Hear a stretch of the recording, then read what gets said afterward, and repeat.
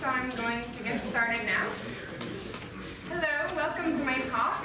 My name is Kelly Shuster. Thank you so much for coming. I'm going to be talking about internal library dependency management, which I've learned is actually a really hard thing to say over and over as people have asked me what my talk is, so thank you for coming. So this is my official big Android barbecue slide, but I actually had a header slide with trivia, so I'm going to switch to that one now. Does anybody know what library this is? Yes, Trinity College Dublin. I don't have a prize for you, but awesome. So I've been getting really excited for the new Star Wars movie, but this actually also has a Star Wars legacy.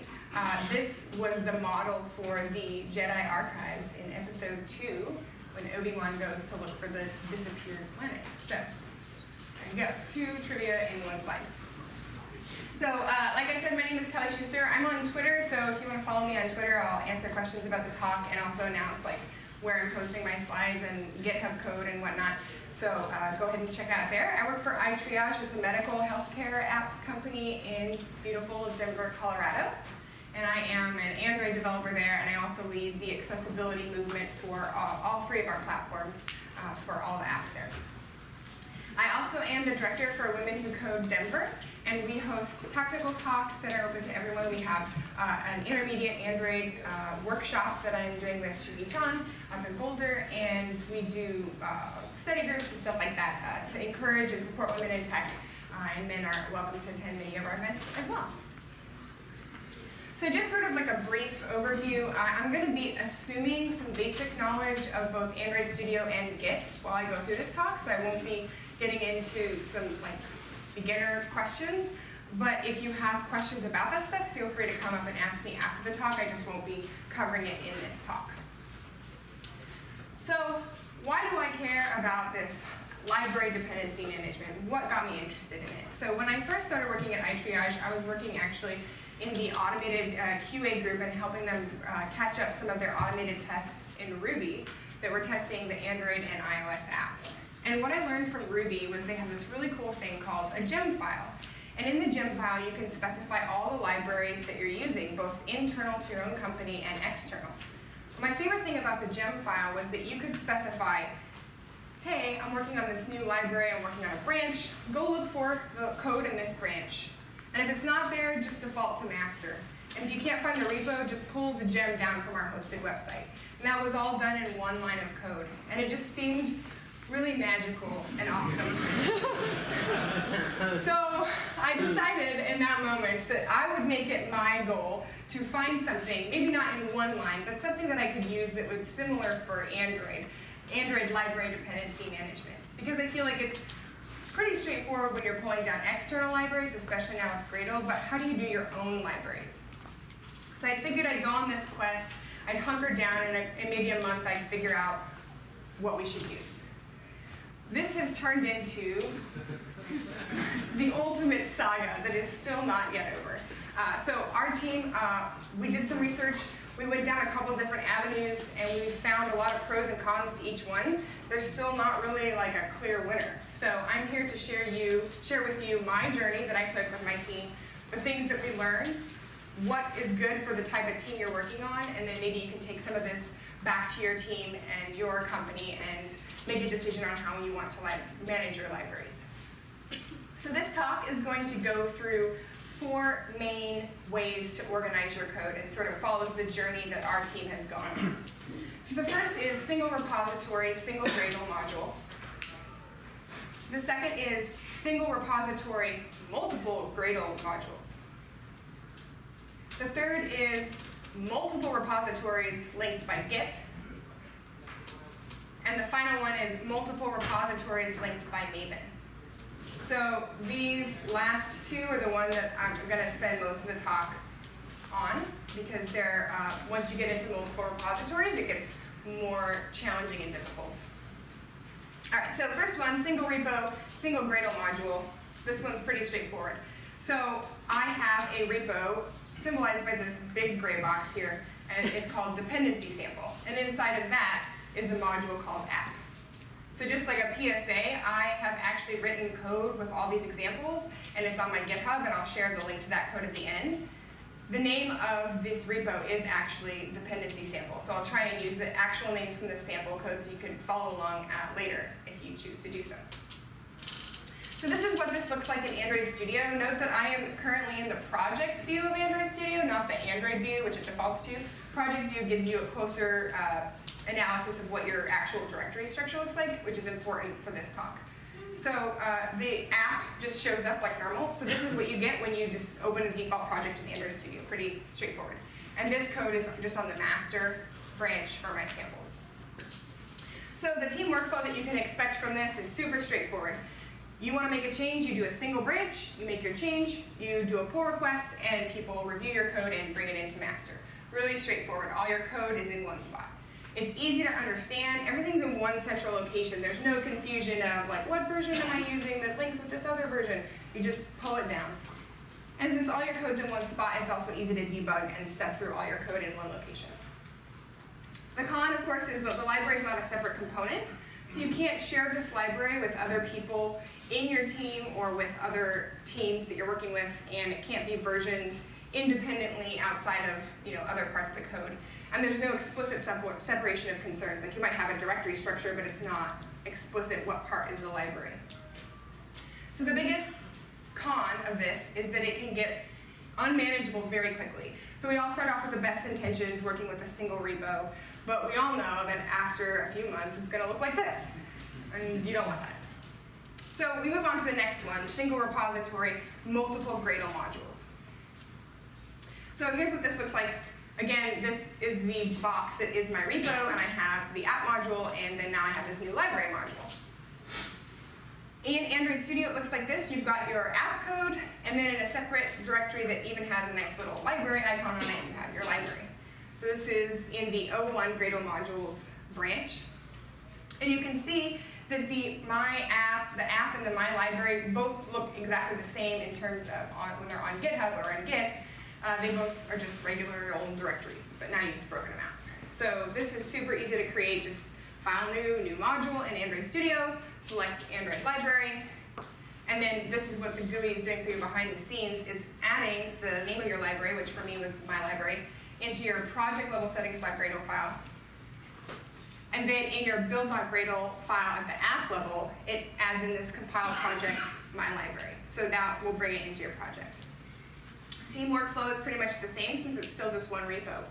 You have a single branch that you pull off to make changes. You do a pull request, one code review, and then you're good to go. So again, this is an easy procedure. It's hard to mess up. But now we've added a little bit of separation of concerns because we're explicitly calling out this is our library code. But again, the library is not a completely separate component. You can't easily share this with another team, and you can't version it independently because it's still attached to your main library repo. So this brings us to the first big tip, which is multiple repositories linked using Git.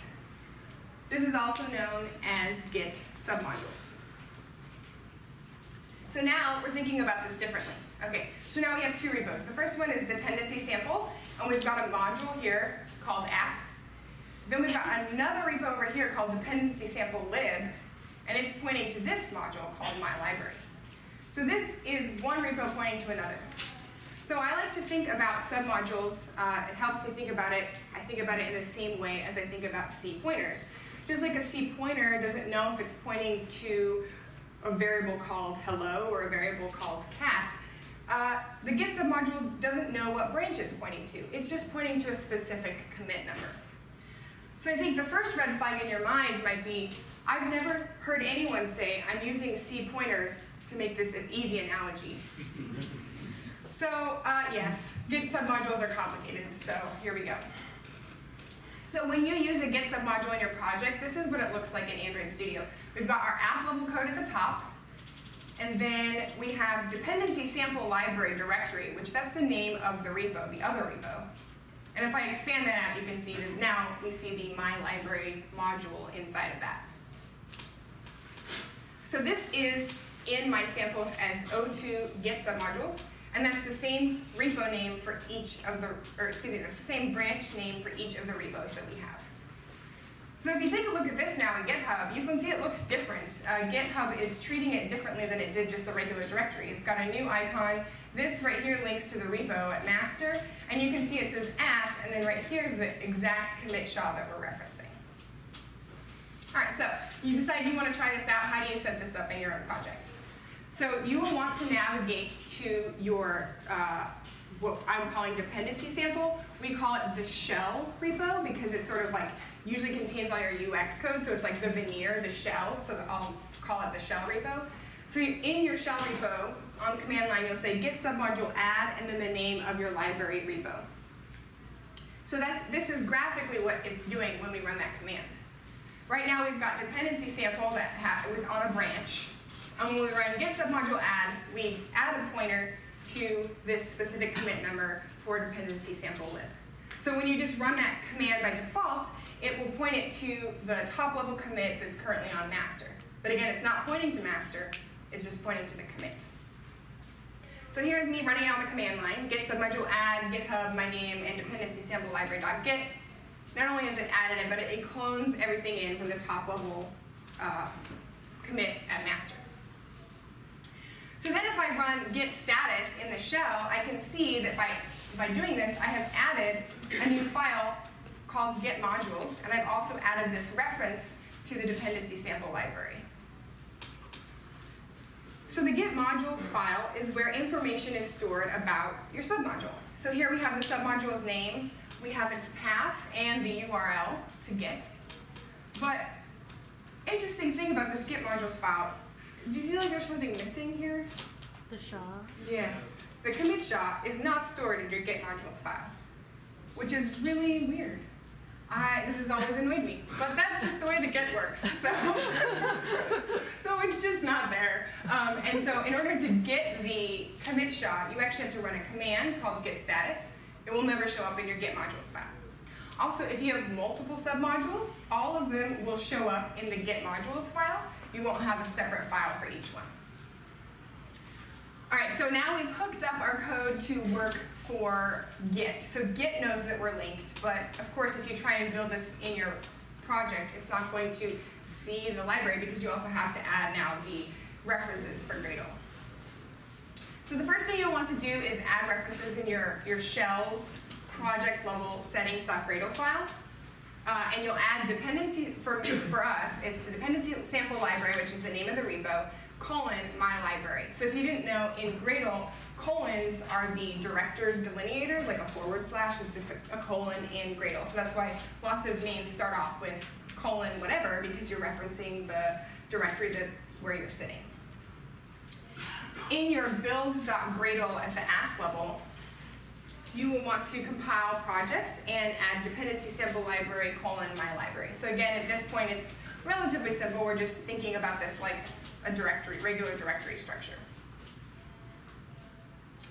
All right, so say you want to check your submodule status, so what's going on? Pretty easy, you just run git submodule.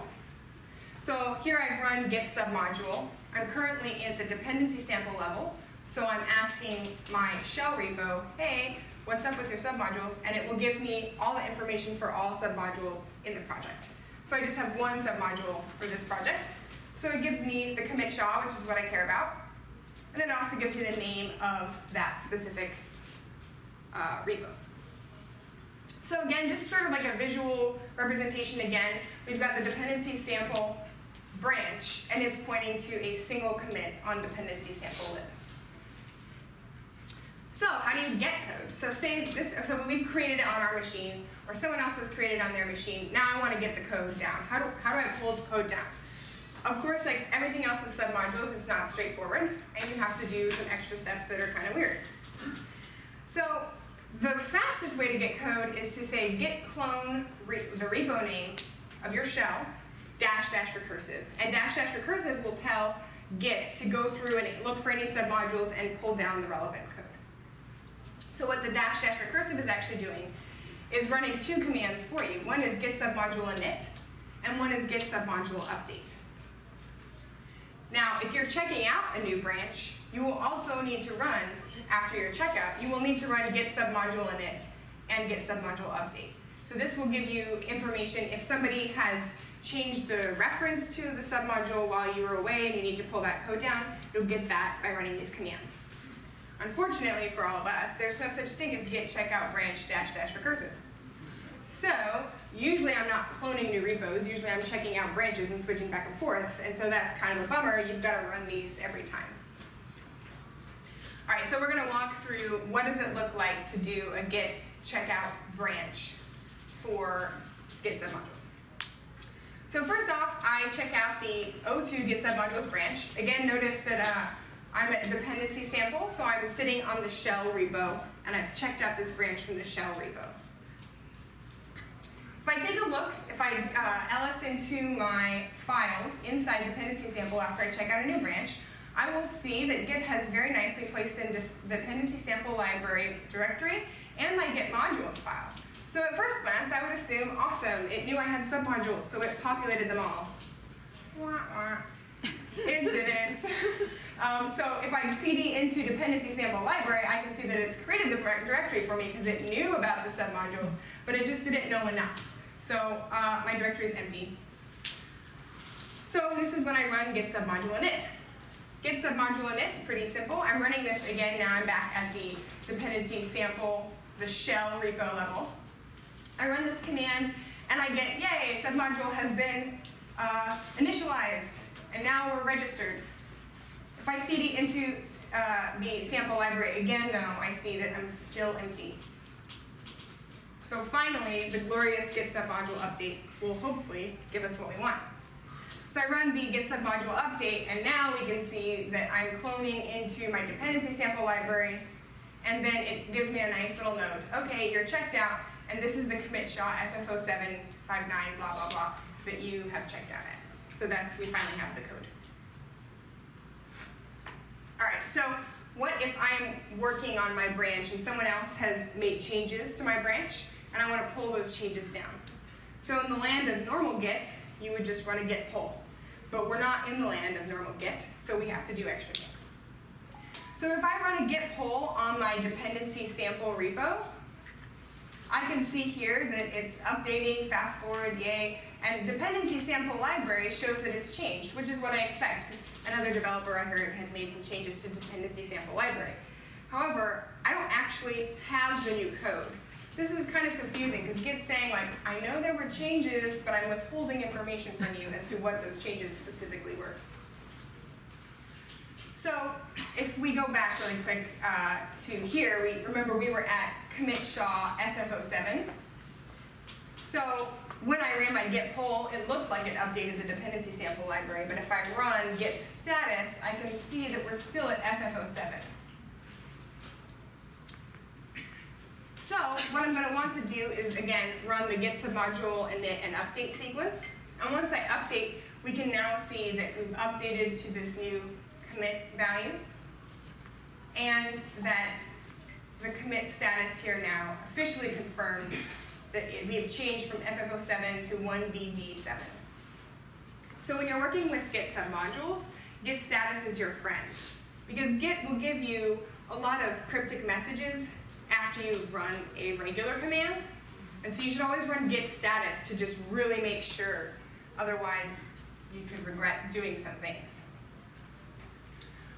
All right, so you have pulled down the shell code and successfully gotten the new submodule, yay! So we have the code that we want. Now you want to make changes to the library on your local machine as it is a submodule. And so how do you make changes to a submodule? So if we run git status again, just to sort of level set, so kind of going back in time, let's just say that we are currently at commit FF07 again, okay? So we run our git status, we know what's happening, great. Again, this is the visual reminder of what is happening. It's a branch that's pointing to a commit. So I want to create a new branch so that I can start working with submodules. This is like the #1 rule of submodules. You have to create a branch before you start working on the submodule. You have to create a branch before you start working on a submodule. So I say git branch o2 git submodules -a, it's a new branch. I run git branch as a sanity check to see that, yes, I've created the branch right here, and yes, I'm still sitting on this commit that's floating in space. Then I say, okay, check out this branch, switch to the branch, and I run git branch again, and I verify, yes, I am on git submodules A. And notice when I changed to git submodules A branch, notice that this doesn't exist anymore in Git's memory. So it kind of goes away. It's only there as like a temporary pointer again. So now, after we run this command, now this is what we're pointing to. Even though our branch is at the exact same commit number that we were at before, we're now on an actual branch instead of just a random commit.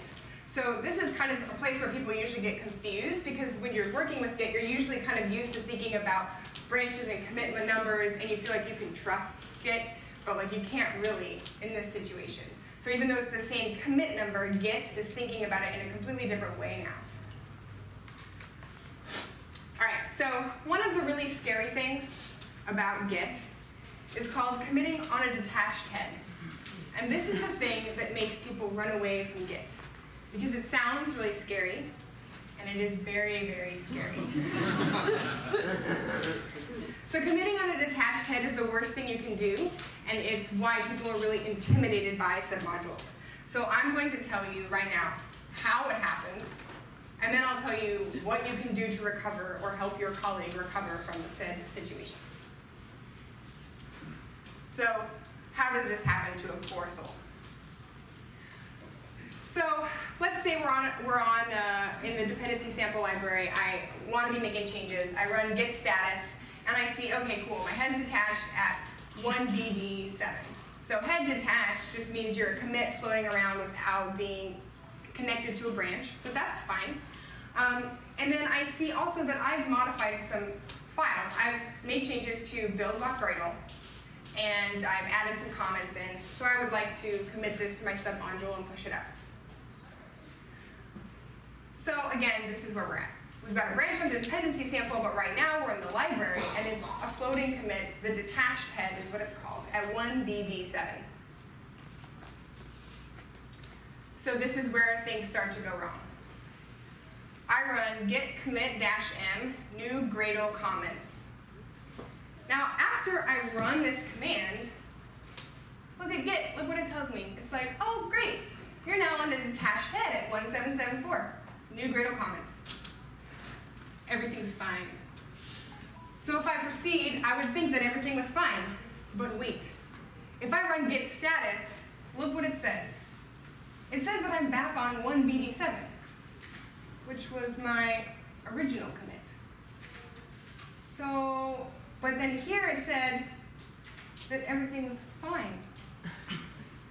So what's going on? So this is what's going on. You've successfully committed into outer space. This commit happened. It was registered by Git, gave you the thumbs up, but never connected it to the dependency sample. So this is kind of a bummer with one commit. But imagine multiple commits.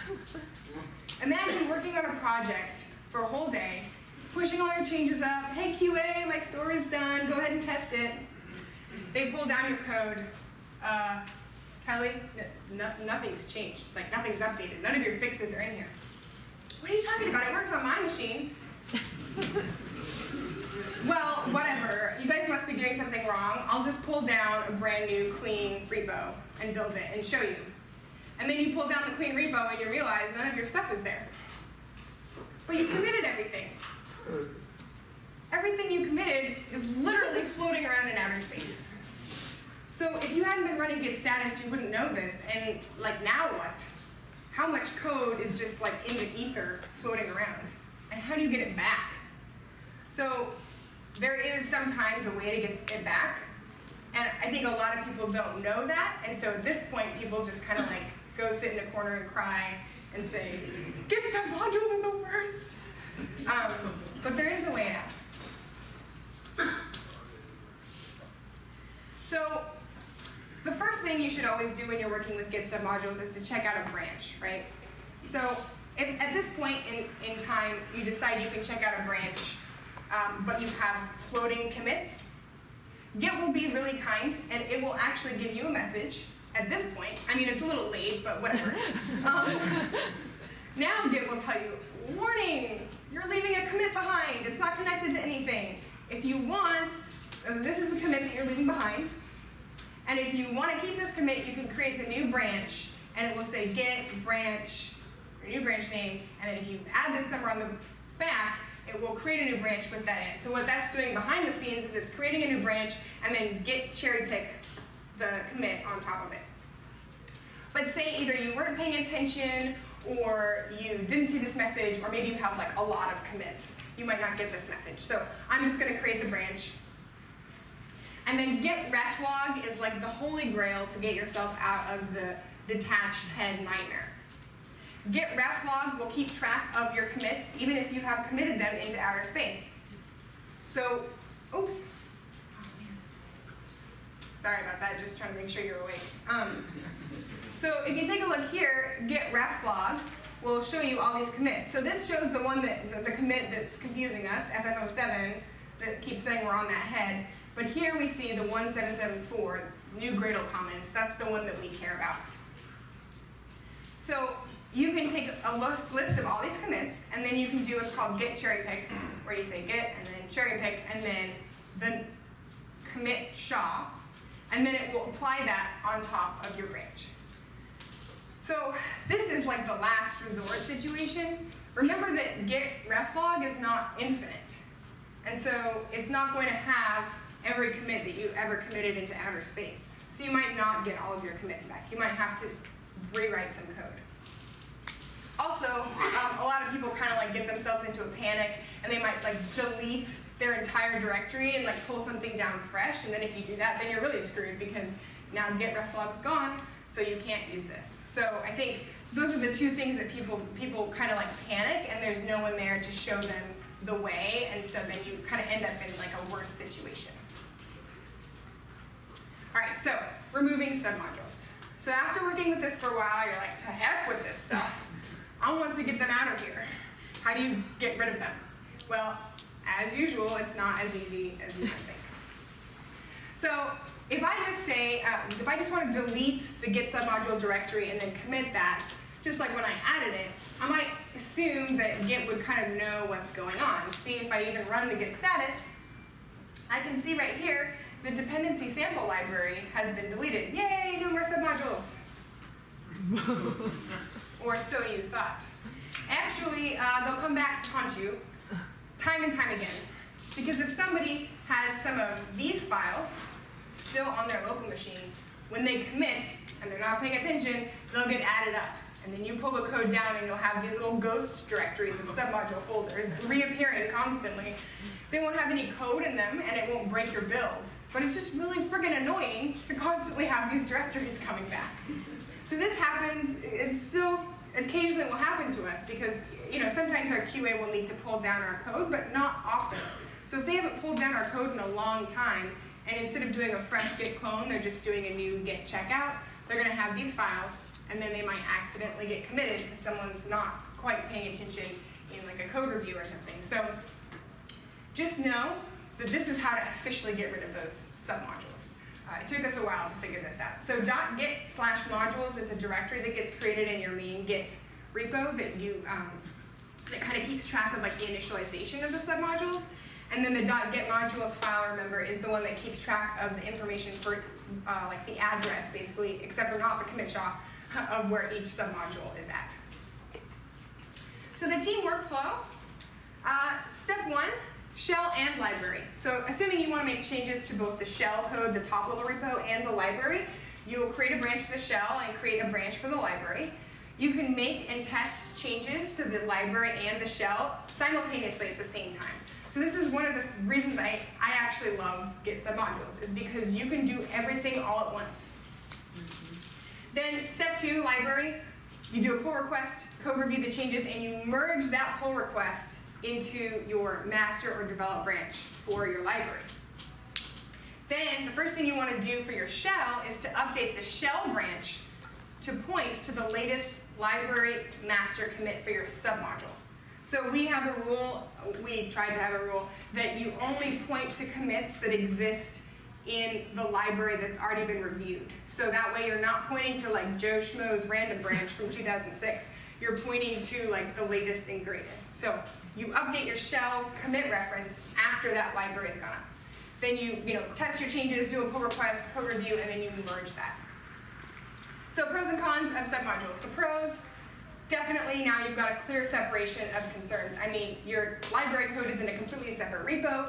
You can share this within your team, across your company. You can have that be like a separate entity, and then just the shell is kind of like checking that out and using it. Version control is brought to you by Git. I mean, this seems kind of like duh, but it's pretty awesome. You don't have to manage this as a human.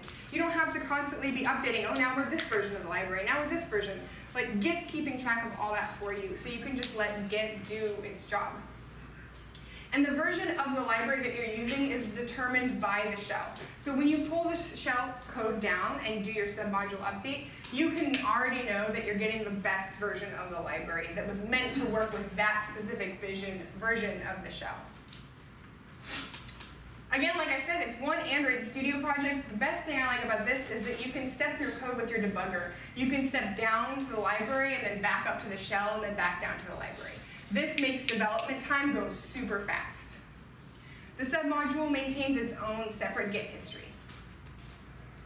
So, cons, the biggest con is that magic is involved with submodules. They're really confusing. They're super easy to mess up in multiple spots. Working with a detached head is hard. Pulling down the latest submodule and knowing that you need to update your submodule constantly is hard as you switch branches. Adding and tracking submodule references is hard when you're creating new ones. And this all can slow down your development process.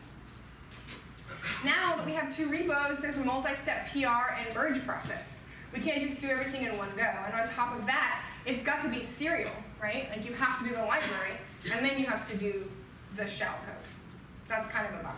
Also, something to think about is, if you have backwards compatible changes or not. So you need to understand that. The library versions, while it's cool that Git is doing its versioning, the versions are commit SHAs. So that's not really human readable at all. So it's really hard to go look at your shell repo in Git and immediately see like what code specifically are you pointing to. You just have a commit SHA, so it's not immediately apparent like, oh, was that before or after we added this thing? Whereas like a human readable format, you'd be more like, oh, version 3 was when we added the blah, blah, blah. And now we're on version 4, so that makes sense. So our team used submodules for, I think, 8 or 9 months. And we learned a lot of things. One of the mistakes I think that we made early on was that we created a lot of submodules. We were so excited to get our code into separate repos that we went a little crazy and we were like, everything's a submodule! And I think that made it hard because all of us were new to dealing with submodules, and so every time you made a mistake, it wasn't just messing it up once, it was like messing it up 7 times, So I think if you want to go the route of submodules, which I personally do like, once you get over the learning curve, they're pretty awesome. Just consider this, like don't go too crazy with how many you create at the beginning. So at this point in the never-ending story, our team was walking through the swamps of sadness, and it felt like our trusty horse had just died. It was really sad. We were depressed. We were like, we need to find something else. So one of our team members went off and did some investigation, and they found what will be our last topic, was multiple repositories linked using Maven, and we used Artifactory.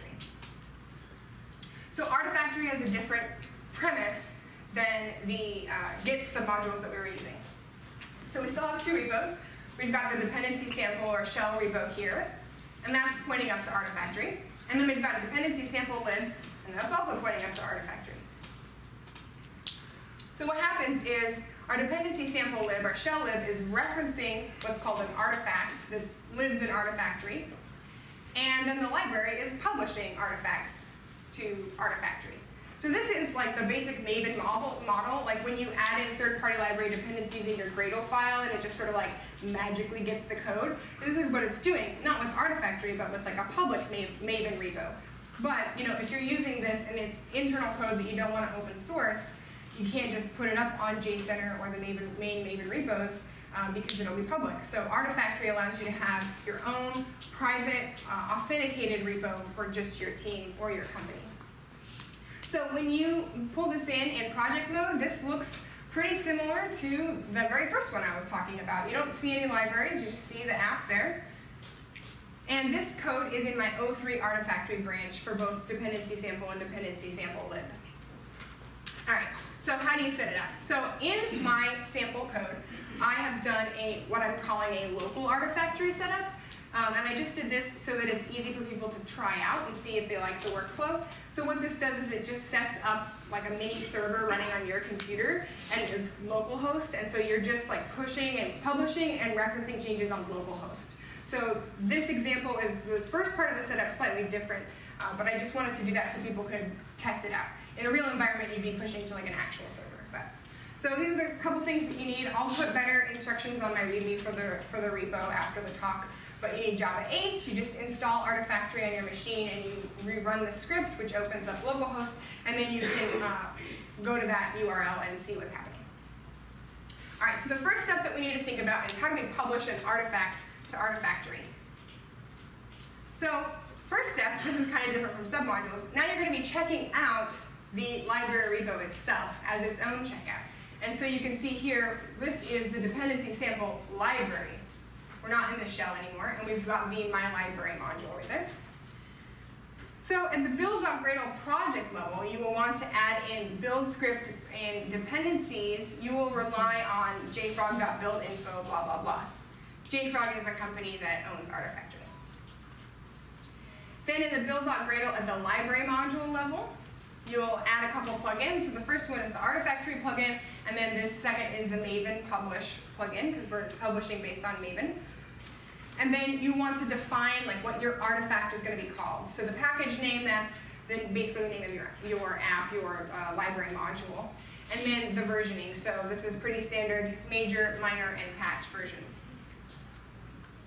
And then you have two more Gradle tasks that you specify, publishing and Artifactory. So the publishing task, this is still in the build.gradle at your library level.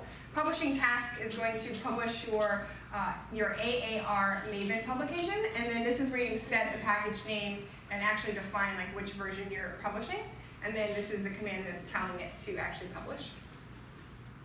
In Artifactory, then you set up the Artifactory task, you set up your context URL. So this, of course, would be your actual URL for your team's location if you had one. And then in publish repository, you want to set up the Artifactory repository to publish into. So libs release local is sort of the standard, your main artifacts go in there, and you can define another one I'll talk about later called lib snapshot local, but this is sort of the default. Also, you'll notice my really awesome programming practices. I'm committing the ultimate sin by putting admin and password in like full text for everyone to see. This is just to get up and running for the canonical example of running on localhost. If you want to actually authenticate, there's a cool thing that you do, is you use gradle.properties. So you can download a gradle.properties file from Artifactory that's authenticating for just you. You store that file in your computer's .gradle folder, like at the system level, not ever in your project. And then you reference these two variables, Artifactory user and Artifactory password, in your project, and then it'll go out to your .gradle file or folder and pick that up. So that's a good way to do it, because then you don't ever accidentally commit your authentication credentials to your source control. And then in the defaults, this is what's telling it, okay, this is when I actually want to publish, and it's the AAR, and I really want to publish the artifacts. All right, so how do you actually, we've got it set up, so how do you actually publish to Artifactory? So it's pretty easy, Gradle, assemble, Artifactory, publish. And then you can see here, it's kind of tiny, but it deploys the artifact successfully. It'll show you which ones it's deploying, so you know if you got your Gradle set up correctly, and that it builds successfully. So now if we switch over to the Artifactory website, so this would be running in localhost in the canonical example. This is the home page. It shows us how many unique artifacts it's serving. And then if I go into the artifact section over here, I can see all the repos that I have. So external releases and snapshots, and I care about the libs release local. Then here I have my name for my package and my library. the version number, and then the artifacts that I have published, and then some information about this as well. Okay, so now our artifact is up in the cloud. How do we reference it? So, switching back over now to the shell repo, at the build.gradle project level, we want to be able to tell our Gradle build system where to look. So, you can see up here we have just JCenter, that's like a public one, so we just define that and it knows about that. But since we're using a private Maven repo, we need to say for Maven, look for in the Maven repos, but at this specific location. So notice here I've also tacked on, it's not just the URL, but I've also tacked on libs release local. So you need to define, like, that's part of the repo name, so you need to tack that on the end as well. Again, more sophistication with Gradle.properties. If you're doing an actual private repo, you would need to also add this credentials piece here, and that's where you would use your username and password from your Gradle.properties file. So now the build.gradle at the app level in your shell repo, you will want to add this. Compile your group name, which is the package name, the library name, the version, and the extension. All right, so when you're building with artifacts, you aren't really necessarily guaranteed to have the latest artifact being referenced. So if you want to force your code to build with the latest version of the artifact, you will say Gradle build -- refresh - dependencies. And this is what will go out to Artifactory and pull code down. So that's if you had version 1.0.0, someone changed 1.0.0, it's the same version number, but the code's different, you won't update locally unless you run this command. So when you hit the green play button on Android Studio, it doesn't automatically refresh your dependencies, which was kind of a confusing thing to get used to at first. So you can actually add this in. If you go to your settings in Android Studio and under compiler, you can add command line options, so you can add that in. So this is sort of your personal preference if you add this in. I personally don't add this in because it makes your build take a lot longer, right? Because it has to go all the way out to Artifactory and pull stuff down. So I only usually run this command like command line if I know that the artifact has been updated. Otherwise, I just say whatever. I know that I need to go to the GUI if I don't want to refresh, and command line if I do. If there are people on your, did you have a question? So that will definitely download everything? That will definitely download everything. So it's not just a refresh, it's like blow away and refresh? Exactly. It's like blow away and refresh because, yeah, if no changes have been made, it'll just be like delete, re-download, and that's a pain. So we have some people like QA people that sometimes want to download our code for various reasons, and they're keeping track of lots of platforms, and they're not Android developers, so they have a lot of stuff to keep in their heads. So for them, they just put this in the GUI so they don't ever have to think about it. But if you're daily doing builds, it's not really worth it. All right, debugging. This one is kind of a tricky thing with Artifactory. So the sources jar. So if you are running in the shell and you want to step through code that exists in Artifactory, you need what's called the sources jar. So this will allow you, even though you don't have write access to the code, this will allow you to actually step through the methods in the code. The problem though with this is the source jar doesn't automatically get created when you publish an artifact. You have to publish it yourself as a separate step. You have to upload it yourself to, you can add it in your Gradle file, but it's an extra step to upload it to Artifactory. And then this is the worst one. The sources jar download isn't automatic. And it's also not an intuitive location in Artifactory. So it's kind of confusing to match up which one you're supposed to download. But say you go through and download. This is the kicker. Getting the most up-to-date one is confusing. So say I pull down version 1 of the artifact, and then I download the sources jar, and I'm stepping through the code. Now, I go through and I do a Gradle build refresh dependencies, and remember, Artifactory just blows away my version 1 and pulls down the latest version of version 1. Artifactory never tells me if that version 1 is different than the other version 1 I had. So if it's changed, now my sources jar is out of date. But no one told me my sources jar is out of date. So then I start stepping through my code with an outdated sources jar, and things can get really confusing really fast. So because there's this extra manual step of getting your own sources jar and the confusion of lining those up, it makes debugging kind of stressful. Another tool for developing as you're going is publishing to a snapshot. So you can publish your code to a snapshot artifact and then pull down the snapshot so you're not accidentally overwriting like the release repo. So how you set this up is you, in the build.gradle of my library, so again moving back to the dependency sample library repo, you will add in the repo key the repo key is set to libs release local, but you can set the repo name to the libs snapshot local or libs release local. So if Gradle is a very scary land that takes place in outer space, Artifactory is a scary land that takes place in the Wild West because there's a lot of crazy things that you can do with Artifactory. So the number one problem with Artifactory is called the publishing bandit. And that's not like an actual, like, legit term. I just made that up for the talk. So if you say that, people might not know what you're talking about. So, okay, as a workflow, right, you pull your code down from GitHub, you make code changes and commits, then you do a pull request and merge, and your code goes back onto GitHub. Yay! And then once everyone's approved everything you've done, then you publish to Artifactory. Does anybody see the potential problem with this?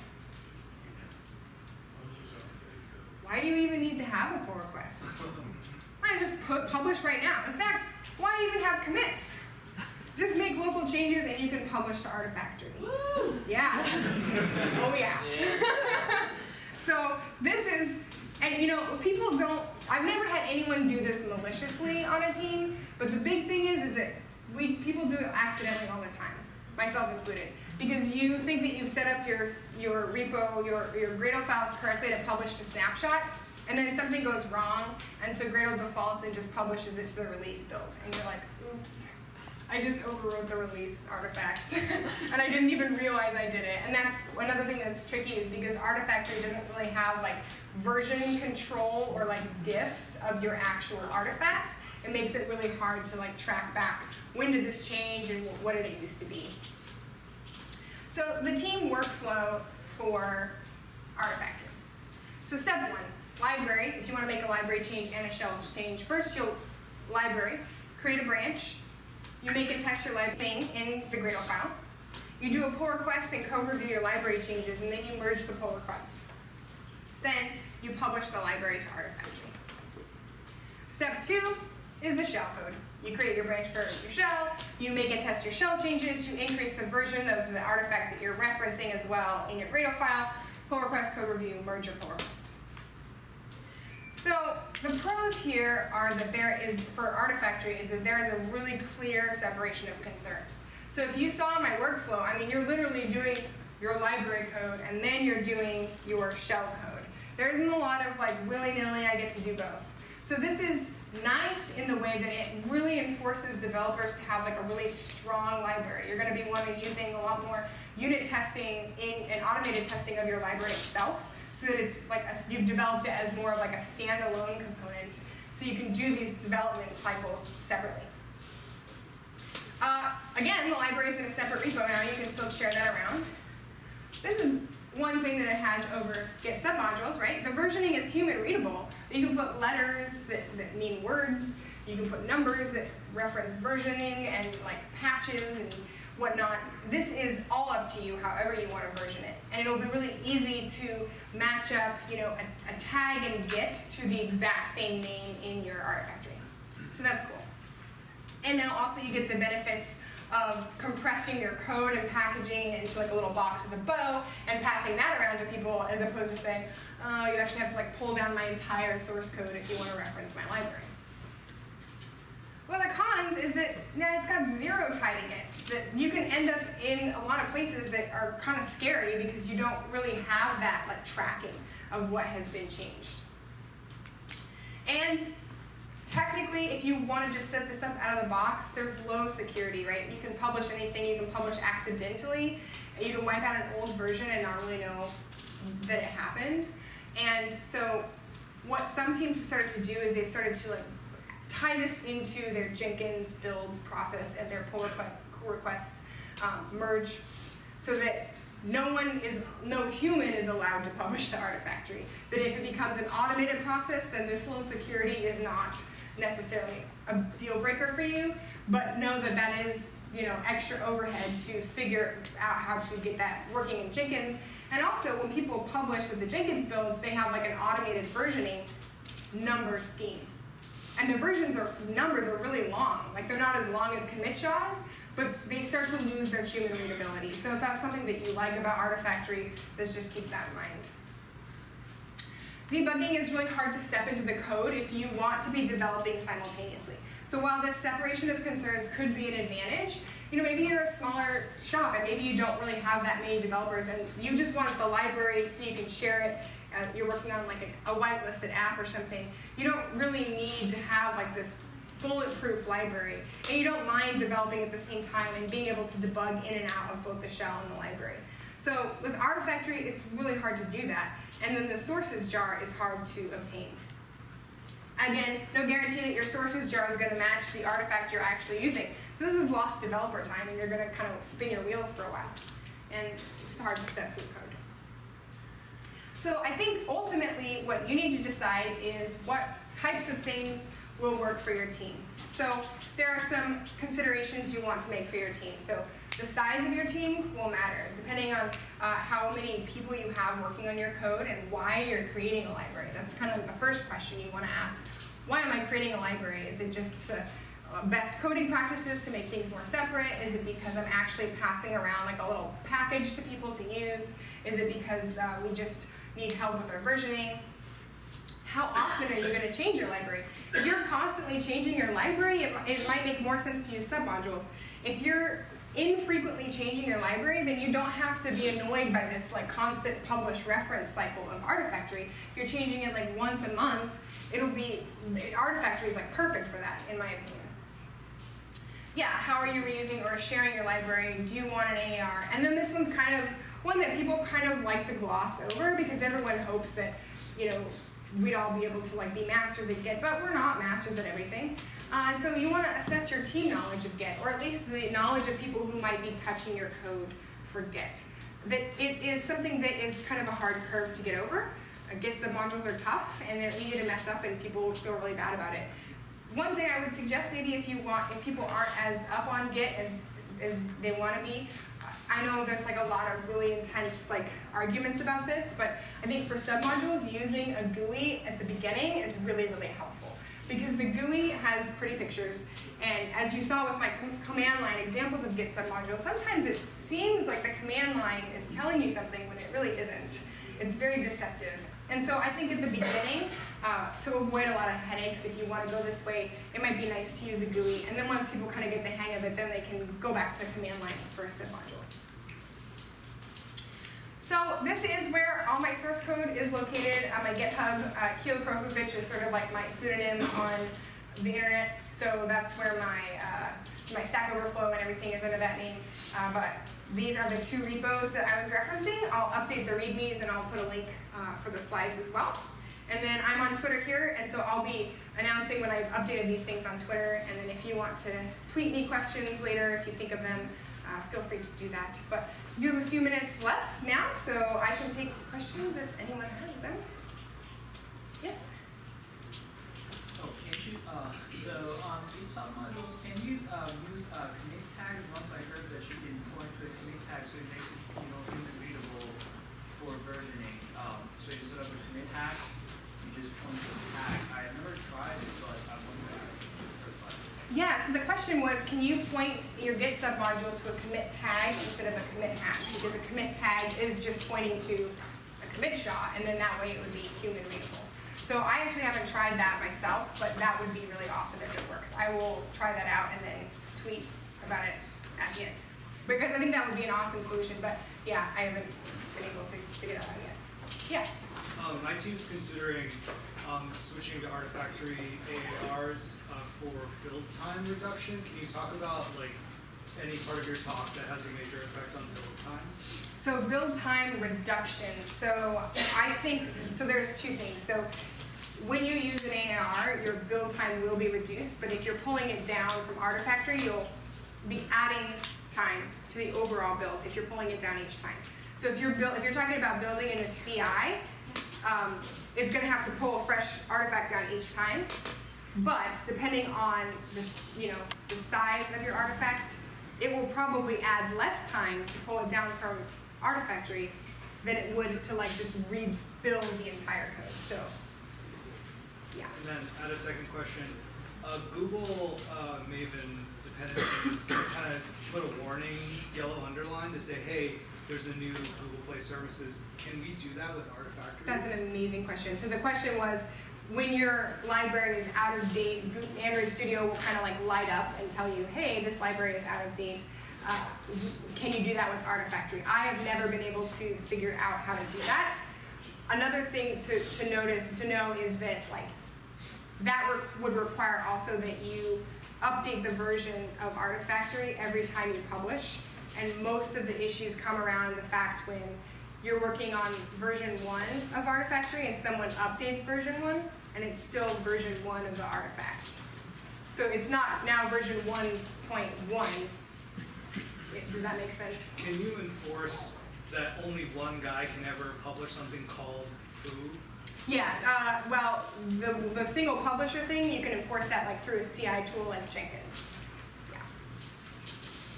Question? You mentioned that there was a dependency on Java 8. Yes. Can you address that? What was it for? What? Yeah, so the dependency on Java 8 for Artifactory, that's a really good question because I didn't quite clarify that. That's just if you want to run the canonical example that runs on localhost. That specifically only is the one that requires Java 8. So if you want to use like an actual corporate private repo like through Artifactory, like you're going to use their services, you don't need Java 8 for that. So like, what is it using? I think it's the thing that's opening up the portal to localhost in their shell is somehow using Java 8. So it's just to create that connection. Because at iTriage at our work, we never had to download Java 8 for using Artifactory, so it's just for that example piece. So you're talking about Java 8 runtime? I think so, yeah. Okay. Yes. Is there a Docker image for Artifactory? That's another good question that I don't know the answer to. So, but I will ask Mark, because he's like the Docker guy. Yes. So to follow up the Docker question, I'm not sure about that, but the way I tried out Artifactory for the first time, I used OpenShift. I don't know if you're familiar. It's kind of similar to Docker, but you can get an OpenShift cartridge that is Artifactory, so you can kind of run it in the cloud and try it out. Cool. I think it's got like a gig limitation as far as file size goes. Okay. It's called OpenShift. Yeah, Cool. I don't work with All right, so the questions that I need to answer is Docker, and then OpenShift sounds really cool. Someone else had a question that I was going to follow up on. Oh, submodule tags. Submodule tags, yep, thank you very much. Submodule tags, and then your version update. And another question from you? Yeah.